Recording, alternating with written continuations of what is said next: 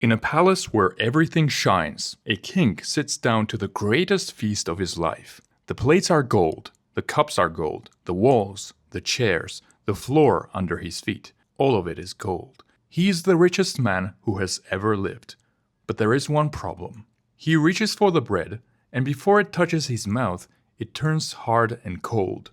He lifts the wine, and it sets into solid metal at his lips. Everything he touches becomes treasure, and treasure is the one thing a man cannot eat. This is King Midas. Not long ago, he asked for this. But this is not where the story begins. It starts on a quiet morning with a small act of kindness, and a wish that should never have been granted. Midas was the king of Phrygia, a land famous for its roses. He was a kind man, a generous one, but no one had ever called him wise. He had one daughter, a young girl who followed him through the gardens and chattered at him while he worked. He rarely said it out loud, but she was the thing he loved the most in the world. One morning, his gardeners found an old satyr fast asleep in the royal rose beds, snoring among the flowers, far too drunk to stand. He was Silenus, the oldest and merriest companion of Dionysus, the god of wine.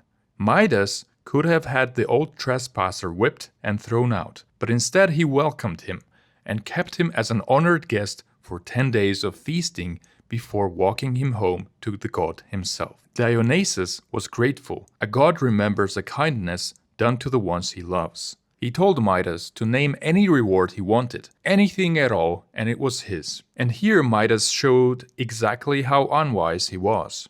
He thought of his treasury and how there was never quite enough gold in it. And so he said, "Let everything I touch turn to gold." Dionysus paused. Then, a little sadly, he granted it. At first, it was everything he had dreamed of. He brushed an oak twig, and it stiffened into gold in his hand. He picked up a stone, and it grew heavy and bright. An apple came off the branch as a golden ball. The roses in his garden hardened into metal flowers, gleaming and scentless. He ran through his palace laughing, touching the doors, the pillars, the cups, watching everything blaze into treasure behind him. No king had ever been so rich. Then he sat down to eat. He reached for the bread, and it turned to gold between his fingers. He lifted the meat, and it hardened in his hand. He raised the wine, and it set solid before it touched his tongue. He was surrounded by more food than any city could finish, and he could not swallow a single bite. As the fear crept in, the slow understanding that the gift he had begged for was going to starve him, his daughter found him there, slumped at the table with his head in his hands. She did not understand any of it. She only saw that her father was unhappy, and so she ran to him the way she always had and threw her arms around him before he could say a single word. And suddenly she went still. He felt her warmth turn to cold against him. The small arms around his neck hardened. Her face, caught halfway through a smile, set into perfect lifeless gold. Where his daughter had been, there was now a golden statue, the most beautiful thing in all his treasury, but lifeless. And now he had reached for the one thing in the world he could not bear to lose. He fell to his knees beside her and begged for mercy. Dionysus heard him. The god could have left him there to learn the hard way, but he was not cruel. "Go to the river Pactolus," he told Midas. "Follow it up to where it begins. Wash yourself in the water and let the river carry the gift away. Then carry its water back and put it over anything you wish to make right again." So Midas went. He jumped in and ducked beneath the current and felt the terrible power pour out of his skin and into the water. When he climbed out, the rock he picked up stayed a rock. The grass stayed green under his hands. He was an ordinary man again, wet and hungry and alive. He filled his cupped hands with the water from the river and ran all the way home.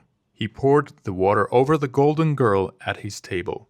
The hard gold softened and faded from her skin. Color came back into her face. She took a breath and stared and looked up at her father, warm and whole, and asking why on earth he was crying. He hugged her and held her for a long time before he let her go.